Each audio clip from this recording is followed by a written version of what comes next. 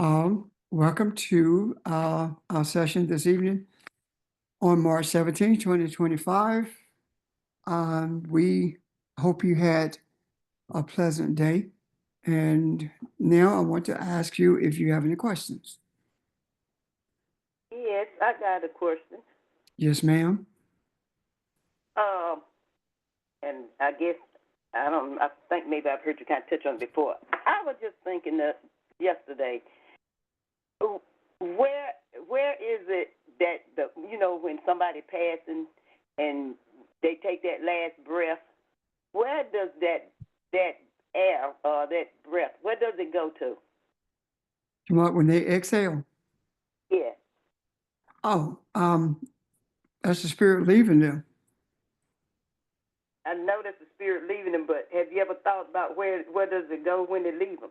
Yeah, to In the that, ancestors. It go back to where it came from. It came from the one who created us. So it becomes a party to the ancestors.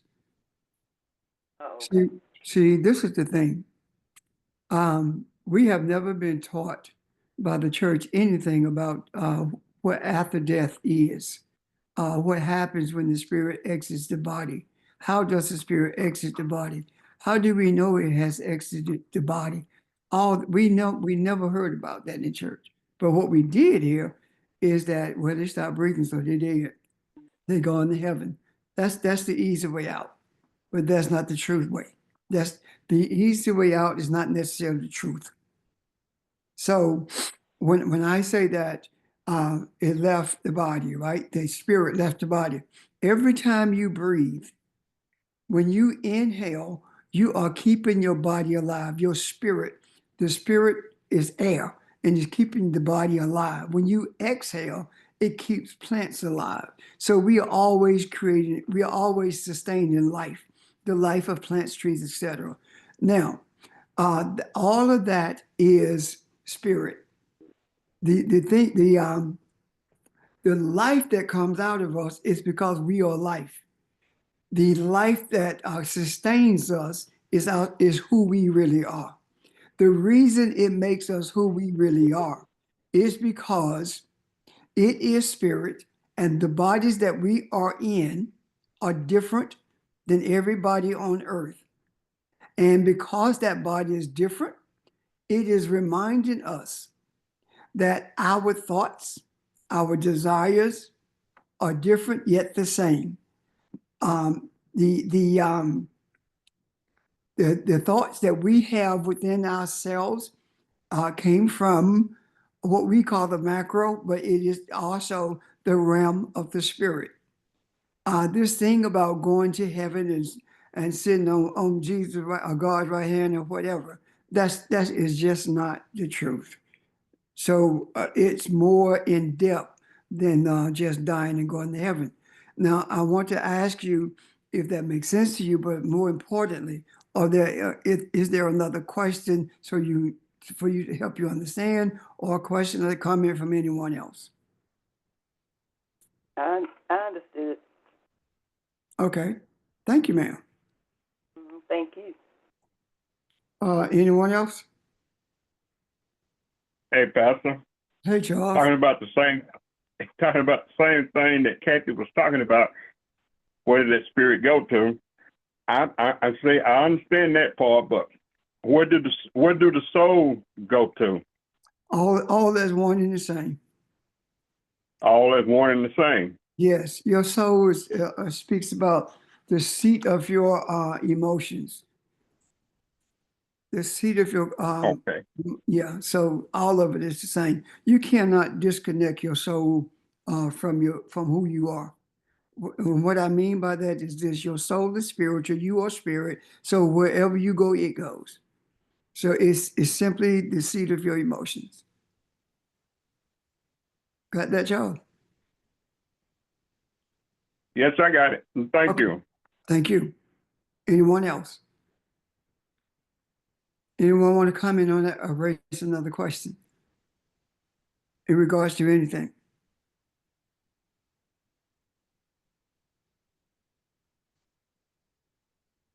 The reason I asked that question, well, a lot of people think when you exit this body, they think the spirit goes one way and the soul goes another.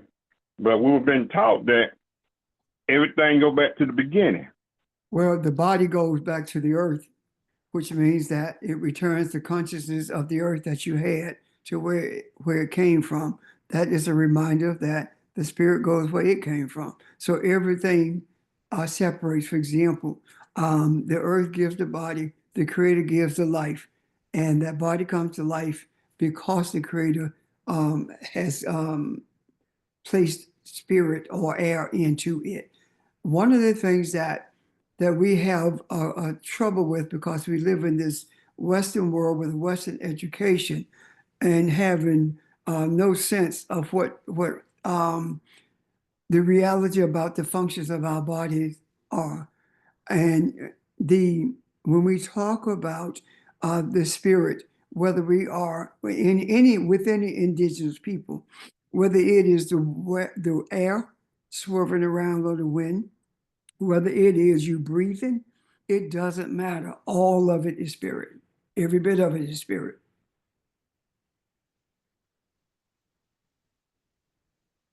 If it were Thank not, you. That's good. if it I were, was just saying thank you.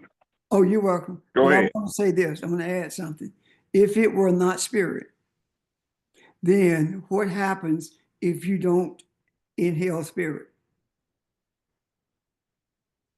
The body dies, right? Which means you're not breathing. So we are constantly reminded of who we are by virtue, the simple virtue of breathing. I hope that makes sense. It Question? makes sense to me. Okay. Thank you, sir. Ron, you have a question? Well, I just caught something you said, that breath that goes back to the ancestors. Why wouldn't that be considered paradise? Why wouldn't that be? I'm not saying it's not. No. I know I'm not making an argument. I'm it just opened up something when you said that. When you say paradise, we are not talking about the thing in church, right? Right. I'm saying a higher realm.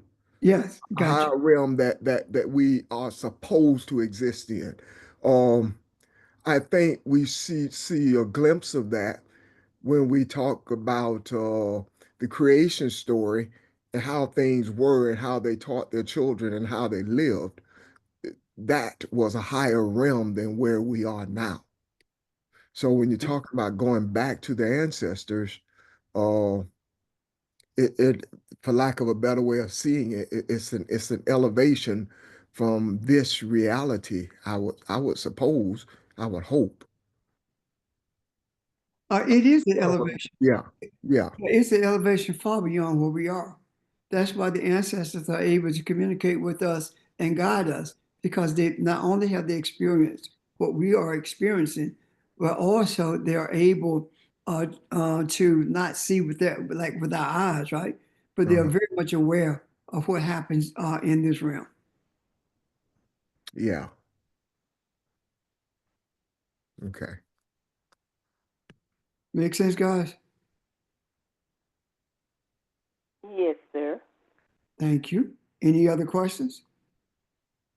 Teacher Richard, this is Evelyn. I have a question. Well, not a question, but a comment. Sister Evelyn? Thank you for the acknowledgement. It gives me a picture of us joining the ancestors. Y'all remember the Black Panther movie when Black Panther died? I forgot his name, but when he died, for a moment, they buried him in those kind of like ashes. They didn't look like ashes, but they put him in all types of some type of floral arrangements. But anyway, when he died, so to speak, he saw his dad and other people around. Do y'all remember that scene? But that's what gives me a clearer picture of us joining our ancestors. And again, I remember when my mom transitioned and I was crying and she said, "Stop crying because you're me." So that just gives me a better picture of us joining our ancestors once we exit the body. That's all I wanted to say. Thank you. Okay, thank you. Any questions about that or any comments in regards to it?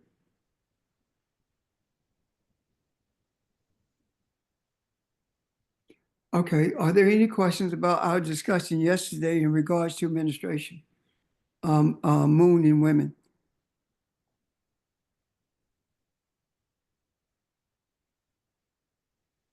Okay. I have one question toward that, Red. Mm-hmm. When I was in the hospital, and when the nurse comes saying it's gonna be a full moon, and I look, I said, what about the full moon? She said everybody's gonna get rowdy during this full moon. Something about the full moon makes everybody just go berserk. I didn't understand it, but that night I had a pain and it wouldn't stop, so I had to hit the button, tell the nurse to give me something for the pain. And all night long they were running the room. Yeah. And I said, okay, I see what you're saying. We all tied to everything in the universe and in the earth. It's tied together. Right. And may I say something else to that, Charles? Go ahead. I'm sorry. Go ahead and finish. I just saw something when you were talking. I'm finished. Go ahead and speak, man. Everything is tied to the universe. Everything is intertwined with the universe. Everything, including consciousness. Now, the way we respond to the universe in terms of our being intertwined with it is determined by the thoughts that we have an affinity for, the thoughts that we follow, are the thoughts that we embrace. And if we are embracing thoughts that are antithetical to the universe, then what we are actually doing is we're actually in denial that we are one with the universe, or we are so caught up into this environment of materialism until we give no thought to the spiritual life or the spiritual essence of who we are.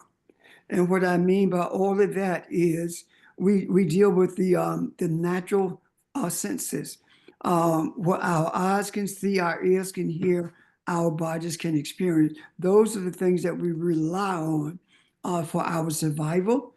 Those are the things that we rely on for protection, and those are the things that we rely on to get us to a place of what Ron described as paradise, but not the paradise that Ron was talking about. But I'm talking about paradise that the church offers.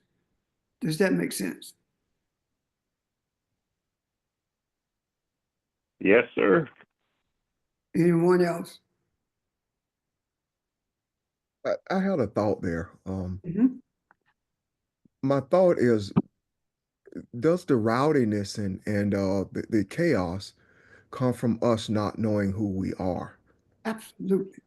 So, because the observation was made that it's more chaotic with the men than it is women. At least appears to be so. And of course, the feminine energy is probably a lot more intuitive than it is in the men, uh, because of our desire to be manly or whatever, however you want to say that. So so what energy does the moon offer, or what wisdom does it offer, if we were in tune to what it's trying to tell us? Ever thought about that? Just no idea. But then, could it be that, Ron, that since we're not in tune with it, there is something that we are resisting, the energy from the moon, subconsciously resisting because of the way we engage femininity in the earth? Yeah, You see, yeah. uh, and that resist. I don't believe that you can embrace the energy from the moon without having respect for femininity. Or you're not grounded. There you go. Yeah, you're here in earth and you're not grounded to it. So And what we have depended on for grounding is masculinity, Yes. because this is a masculine world. And we've depended on masculinity to ground us. And masculinity cannot do that at all, because without the respect for femininity, there is nothing to ground us. Because what you're doing is resisting what does ground you. You're resisting the part of you that needs femininity, just like the femininity needs masculinity, and we are resisting that. So, especially someone who is extremely derogatory when it comes to talking about females or mistreating them, laying their hands on them, abusing them verbally, etc. All abuse this causes us to be resistant to what grounds us. That makes sense. Any other questions or So, comments? Rev, Uh-huh. how does that deal with when God saw man? He said it's not good for man to be alone. He made that. He created the woman to be that man's anchor. He created the woman to where it ain't no she walked behind him. They side by side, but she anchored him when he goes left field or right field in the way that it's not godly like. Don't she straighten it up in his decision making? Mm-hmm. Ron, Yes, did sir. you look at something or help me? I did. It's been so long ago, Pastor. Okay. I don't have my notes in front of me now. Okay. But it means a lot more than we think the only protection masculinity or males offer is the physical. Right. You protect her if she's about to be beat up or something physical. But she is the real protector in the relationship. She's the real protector. She's the one. What was that we were looking at the other day that kind of pointed that out? The femininity is what kind of drives the boat. You may be the action part of it. You may be the voice. You may be the moving part that goes out and works and provide the coverings or whatever. But she is and I say she, I shouldn't say that. I guess it's the feminine energy that's the real protector. It talks about not only protecting, but to stand up against masculinity if it's not lining up the way it's supposed to. So it's more um, of a submission, if you will, and that's very hard for us as men to grasp that word. But being not only being vulnerable, but almost being and in saying it, it also shows you that being submissive is not what we've always thought it was. It doesn't mean somebody's going to dominate you. It means that you are quiet and you listen and you recognize that the more that you need is not something that you are aware of yet. I agree with that. This idea of submission, the way we use that word or define that word, that action, I should say, this because it is spiritual action. Submission is the way we define that is totally antithetical to what spirituality is. Because when we think about or talk about submission, like you mentioned, the first thing comes to our mind is subjugating somebody. Yeah. Is controlling someone, and that is because of the environment that we live in and the mindset that has been dominant rather, and is currently being altered. That mindset that has created so much havoc in the world until it appears as though there will never be peace in the world. And if you really think about this, I believe it is out of 249 years of existence, America has been out of war for about 20 of those years. So that in itself speaks volumes about the mindset that needs to be altered. Think about that idea that we've been in war that long, over and over again with the whole world, not just not with each other, but the Europeans not with each other. However, it's coming to that now. When you give thought to the European mindset and how detrimental it has been to the earth, and you think about the European mindset has only given tools of destruction to humanity or to mankind, has never offered anything that's beneficial.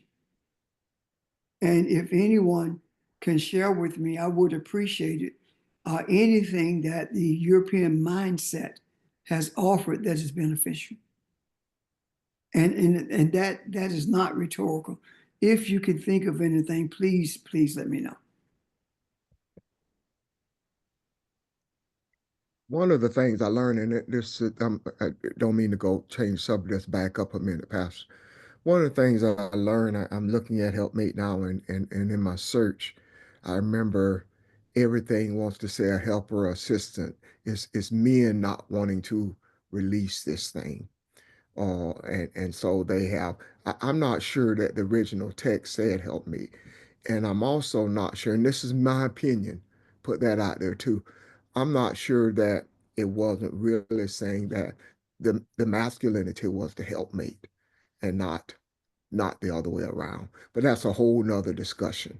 But there's something you said when we were talking about it before Yeah. that alluded to the reality that it was not help me.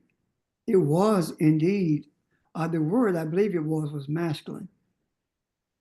It was a masculine noun, but I can't remember what it was now. I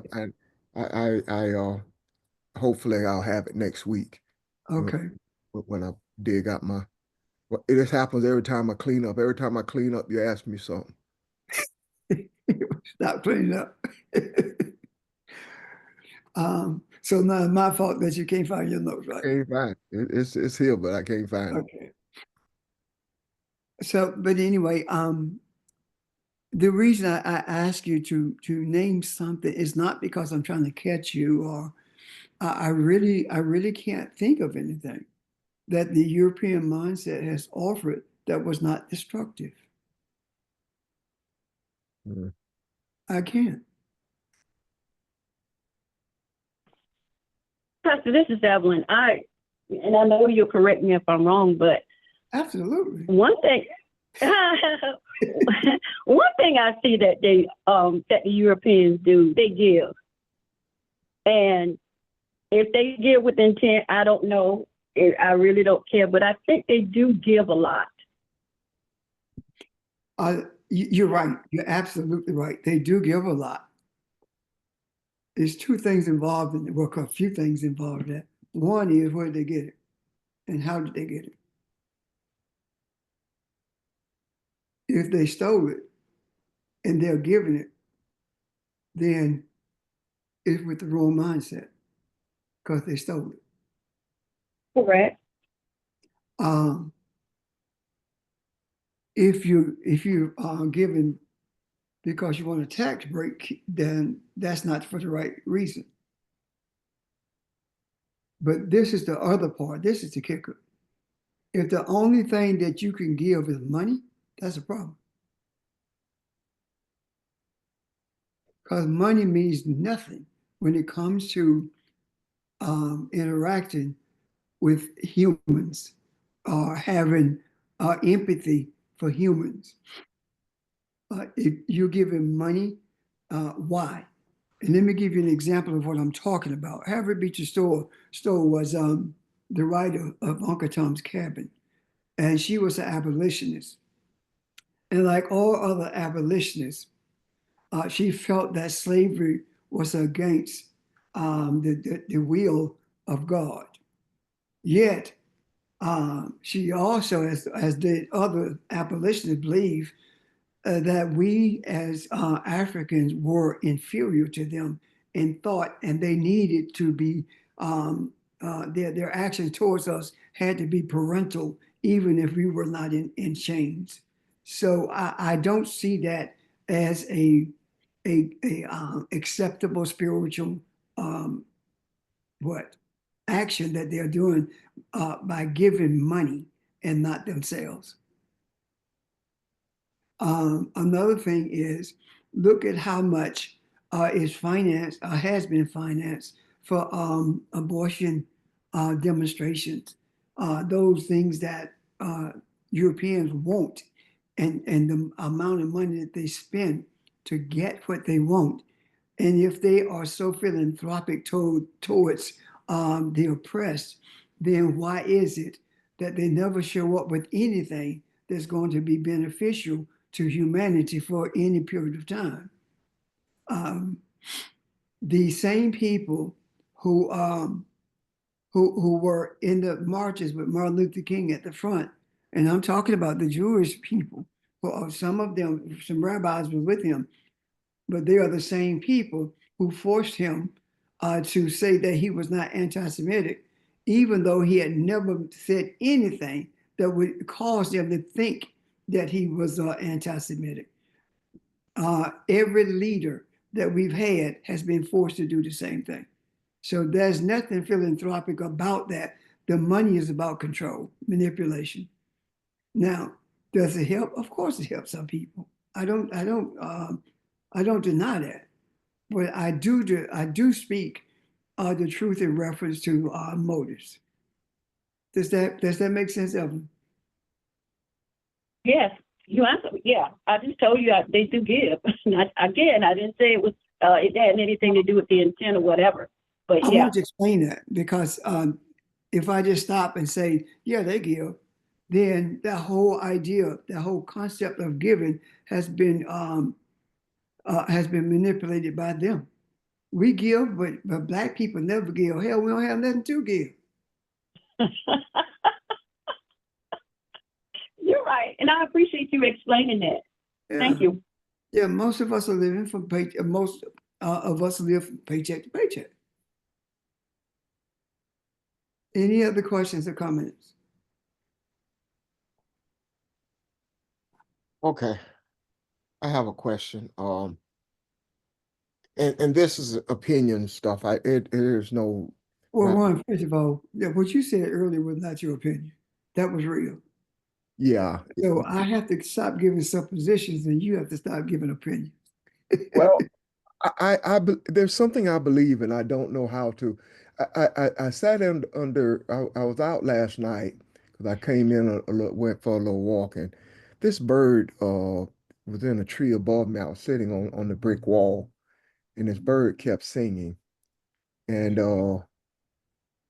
I look up at him, and he stopped singing, and I turn away, he started back singing, and I wondered, was he trying to tell me something?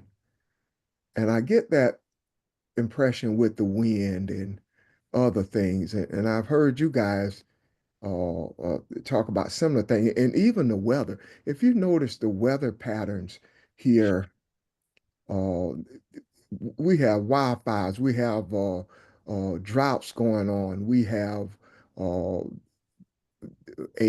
what's it called, blizzard coming across the Midwest. I mean, are all those things trying to tell us something? And have I think in the state that we have were raised and brought up, we don't see answers and stuff in that. But I think as we get more in tune to who we are, I feel like these things speak to us. Has anybody else had a thought on that, or do you feel that way? And Anybody want to speak to that? I don't necessarily want to speak to that, Pastor, but a conversation that I've had and often ask you and others, is that not all of creation groaning, waiting for the sons of man to take their rightful place and know who they are? Is that not an example of creation groaning and moaning, crying out, waiting for us to see who we are so we can bring balance to everything? Is that not an example of that? Yes, it's creation responding to the energy of those who are in charge. Look at how destructive things became almost overnight with the plane crashes immediately after Donald Trump took office. And now um, there were wildfires before him. There were weather situations before him. There were circumstances that were detrimental before him. However, they've become more frequent now. It's almost like they're one behind the other. It's a continuous thing, and I have believed, always believed that the attitudes of humanity, our attitude or the attitude of leadership, is reflected in everything. Everything. And leadership projects on us what it is experiencing. It's experiencing chaos and fear, and it's projecting that to us in order to keep us at bay from doing something about what's going on. These things, the things are so chaotic until people are forgetting that they are showing who they are. What I mean is that Chuck Schumer cast that vote and encouraged the other senators to do the same thing. Why did he do that? He knew that for 6 months, he was actually giving Trump immunity to do anything he wanted to do with the economy. He knew that. And he said that it would be worse if the government shut down. How much worse could it be if it shuts down? Because nobody's getting anything from it anyway. So why do I bring that to you? Because Chuck Schumer is a part of the chaos. He too does not want us as a people to be anywhere, any place other than the state that we're in. Chuck Schumer agrees with Donald Trump, and nobody's going to make me believe otherwise, because you don't support a tyrant by giving him what he wants, and yet you're doing it. So don't tell me that you are not a white supremacist, because you are. And during the time when everyone was up in arms about what was happening in Gaza and the students were protesting on campus, he was supportive of Netanyahu, knowing that these people were being slaughtered. So he and others like him, he and others who supports him, he and others who voted the way they did, they are white supremacists. They do not want people of color to have any power, any input into how this society functions. And they do not realize that what is actually happening is they're showing their true colors, and they're becoming subject to the authority of the Africans who are bringing about change in this earth. Does that make sense? Any questions about that, Kathleen? No, that makes sense. Thank you. Thank you. See, we are at a stage now where the people seem to be in a state of uncertainty. And it is my desire that people will understand that they're not in a state of uncertainty. They really aren't. We are certain that the system is crumbling. And we are certain that a system that is beneficial to humanity would be built in its place. So I'm not in a place of uncertainty, and I hope that you are not. And if you have a flash of fear, let it be a flash and that's all. Don't embrace it, because the thing that you fear the most will come unto you. Okay? Questions, comments?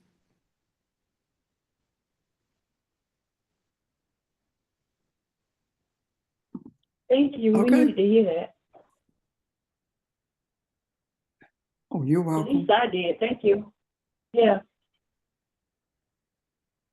Thank you. Are there any other comments or questions? Having no questions, no comments, I want to leave you with this. Embrace the reality of who you are. And I'm not just talking about Elohim. I'm talking about the African essence of who you are. You have to embrace that, because humanity needs it desperately. We can't just be in this earth saying that we are Africans, knowing that we are Africans, and doing nothing about it. We can't be in this earth and try to play both sides against the middle. You're either spiritual or you're religious. And if you are religious, then you have a European mindset. If you are spiritual, then you have the mindset of the African. And I know some of you have trouble with that, because you have been indoctrinated with the mindset of Europeans, and that's what you want to hold on to. But if you hold on to that, it's going to be your demise. The mindset of the African is one that is beneficial to humans. The mindset of Europeans is one that only benefits barbarians. That mindset does not function as a human mind does.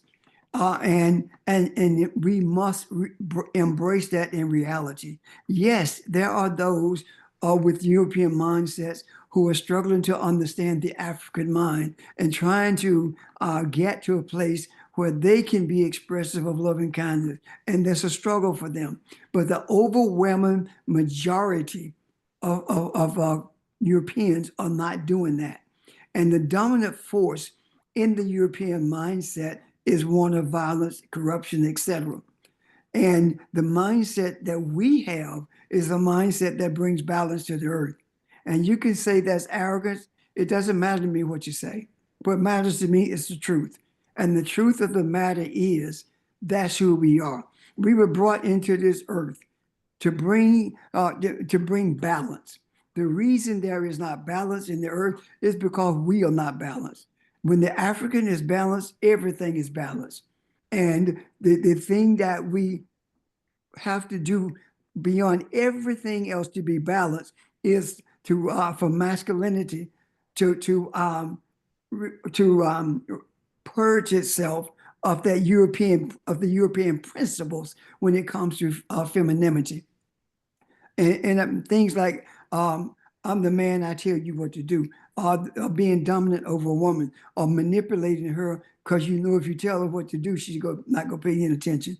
All these things that we have done because of our mindset, we have to purge ourselves of that, because the utmost respect has to be we must have the utmost respect for femininity beyond everything else, because without that respect and unicity with femininity, nothing changes. Everything gets worse, because in order for a system to be brought into place, to be built, that's going to benefit humanity, it has to be birthed from the womb of the cosmic mother. In other words, the African womb must bring it into existence.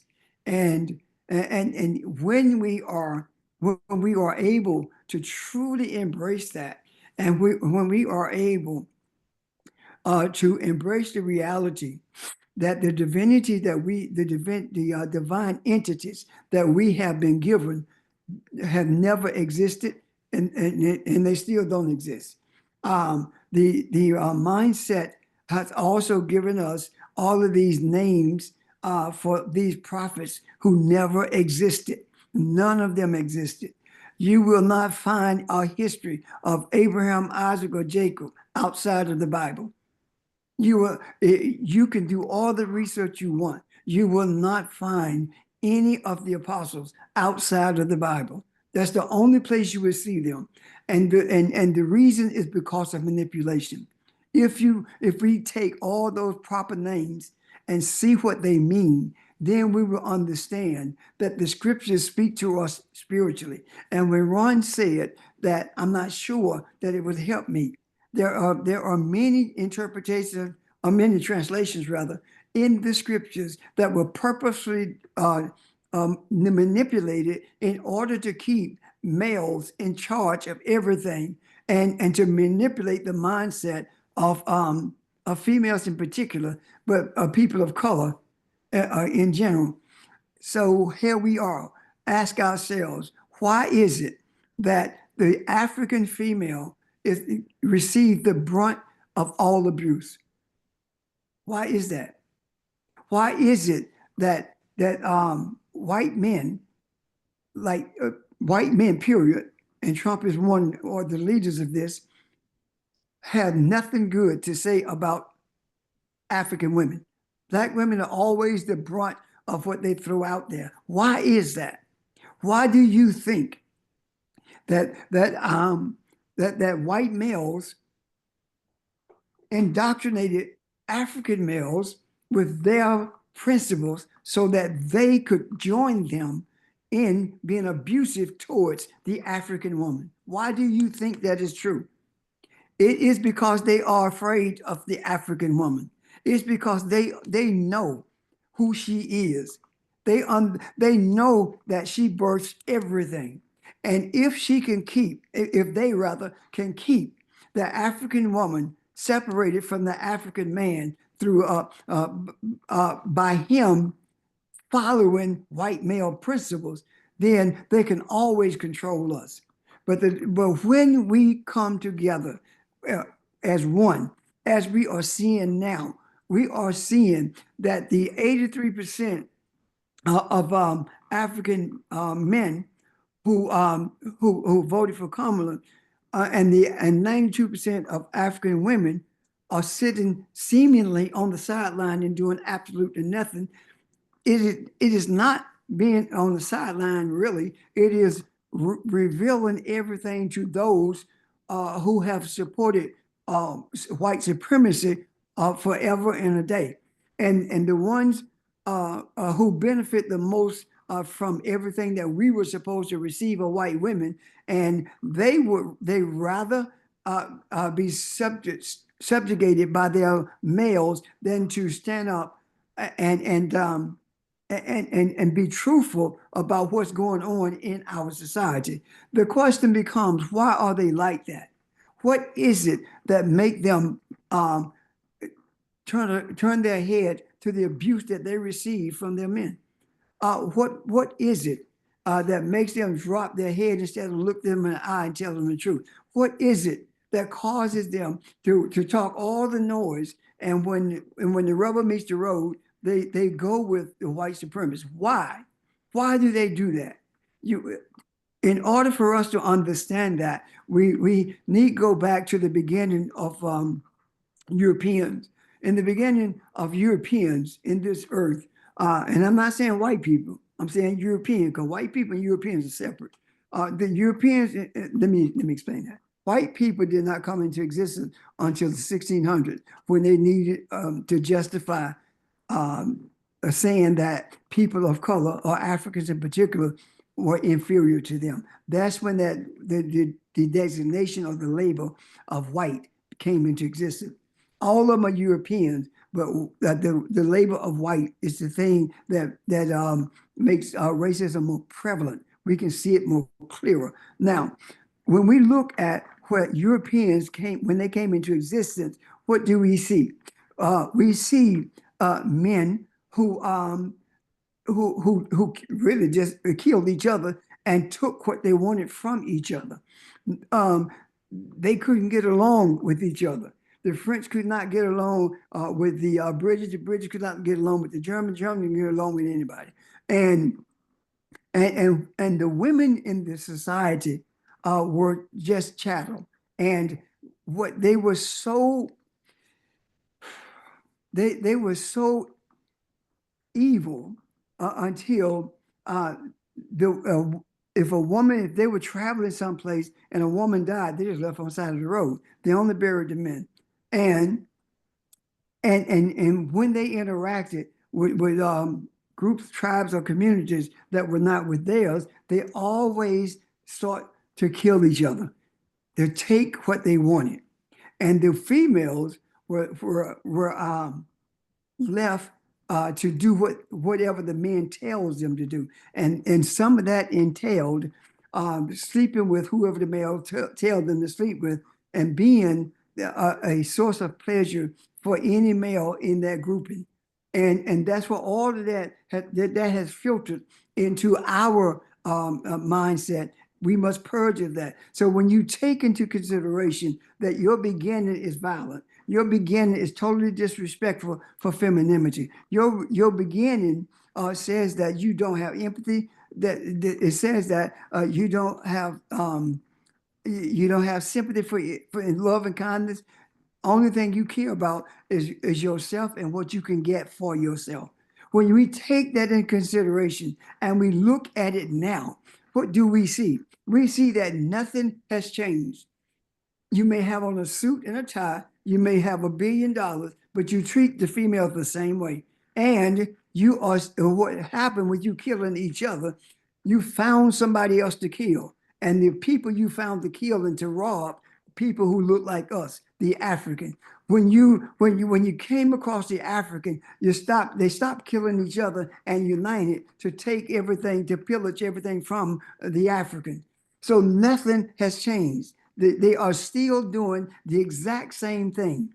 If you look at the minerals in Africa, if you look at how they go into a country and they create a civil disobedience in a country and overthrow leadership and place in place someone in leadership that is a puppet for them. Nothing has changed. Absolutely nothing. The same principles of the barbarian are still present in the mindset of the European. And we have adopted portions of that mindset, and we must purge ourselves as well as each other from that mindset so that we can have a clarity of purpose and a clear understanding of the journey and the pathway that we must travel in order to bring barbarians to a state of civilization, of being civilized. And we must make every effort to be who we are as Africans and not perpetuate that European mindset. Just because you put on a suit and tie, just because you have a car and a plane, both of which Africans brought into existence, just because you have all that money, it doesn't mean you're civilized. A civilized person doesn't do what's being done by Europeans' mindsets. Does that make sense? Yes. Yes, it does. So this is what I want to leave you with. Get a clear picture of what we're dealing with. That's all. Understand the beginnings of the ones who have forever sought to minimize the worth and presence of Africans in particular. To keep keep in mind that the same ones who say that you are superior or inferior are the ones who invented nothing but chaos. I'm done. Thank you. Questions or comments? I have one question, Ralph. When did man saw himself being alone that he didn't have one like him when he was in creation? Or did God see that he would needing someone to be a helpmate to him or a help person to him? The whole creation story is wrong. The way it's written is written for the benefit of men. And the idea of having a helpmeet, as we said earlier, had nothing to do with the true creation story, because the true creation story speaks about the femininity that out of which everything came, and in the Bible, as it has been manipulated, Adam becomes a man. If the Bible has not been manipulated, then tell me, how can Adam be a man and have a woman taken out of him?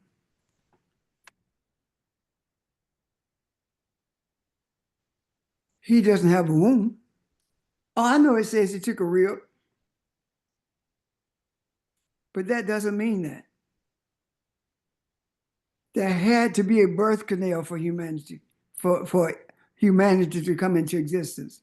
They made Adam a proper name because it was a male name. And look at what happened.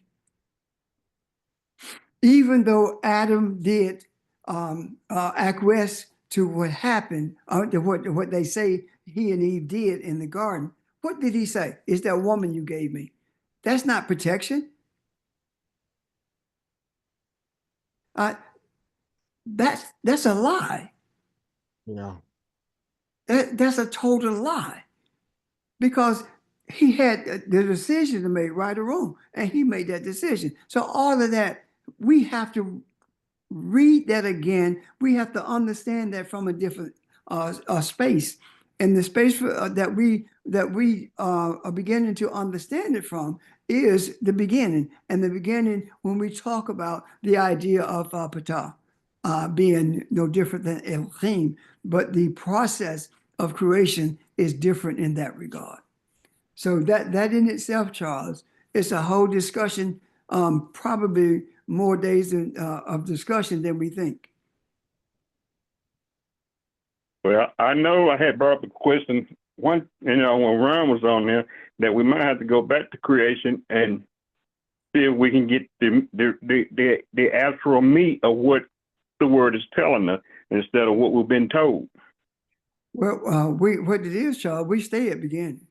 However, there are different portions of beginning that we seem to look at more so than others, and we are not the ones who are in control of what the ancestors are showing us by way of wisdom that we need for such a time as this. So what we actually are doing is acquiescing to the guidance that we are receiving from the ancestors.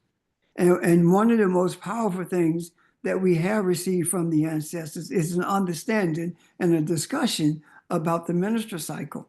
And there is much more in that we're going to look at in the very near future. So what I'm saying in essence is that question about Adam and that whole scene will at some point be brought back to a discussion, because we have talked about that in recently when we talked about the creation from the Kemetic understanding of creation. And we made a comparison between the Kemetic understanding of creation and the creation that's in the scriptures. And we saw when we parallel them, that we could see the manipulation in the scripture that causes everything to lean towards a man. The scripture says, Bereshit, Badr Bereshit. Badr is create, but Bereshit is beginning. That is translated as in the beginning, but that's not what that word says. It says that beginning created Elohim. That's what it says. It does not say in the beginning, Elohim was created. That's not what it says in the original language. And that is something that we also have to revisit in order for us to get a clearer vision of where we are in relationship to the Kemetic understanding of creation, which is an understanding of creation that is millions of years old as opposed to 2000. Does that make sense to you so far, Charles? Yes, sir. It make a lot of sense. Thank you. Any questions or comments about that? This is Angela. I wanted to ask, did the word, Ron, was it the word counterpartner? Say it one more time. Counter partner. When you was talking about Wasn't that? Yeah, help me, yeah. yeah, yeah. It wasn't counterpartner either. I don't think it was helpmate because the word itself says that I'm not equal to you. You know, the word says that I am your assistant. I am to stand by you in case you are in need of something. It does not speak to the feminine energy and the guiding light that it's supposed to be. Right. So we that's one of the things. And I guess too, Angela, we're at a point where definitely don't have all the answers, but we have started to dissect what is not real, what is not true, and what has misguided us all this time. And in time, we'll see it. I have no doubt. But where did you get that word? If you don't mind I asking. looked I looked up help me, and then it said counterpartner was one Okay. that enhances the other. Yeah, something like that. It's a lot of information out there about it, and it's kind of scary because I think most of it is false. But You got to be very cautious as yeah, to sources. Because if you start looking up sources to find out whether Jesus existed or not, you could find more sources that said he did. But if you really dig deeper into the history of it all, then you begin to get all the way back to where that name first came into existence. However, if you don't go down that rabbit hole, if you don't dig deep, you will not find it. And most sources out there are going to try its best to justify the scriptures yeah, the way that they are written. Now, the scriptures, as they should have been, do not require justification at all. And I gave you an example earlier when I said that the apostles, the prophets, none of them lived, and none of them can be found outside of the Bible. How is it that a Methuselah could live for 900 and some years, and the only place you find any comments about his existence is in the Bible, but nowhere else? So it means more than that. That's all. And as Ron said, we don't know everything. And what we make every effort to do is to teach in accordance with what the ancestors show us, the wisdom that they submit to us. We make every effort to help mankind understand that wisdom.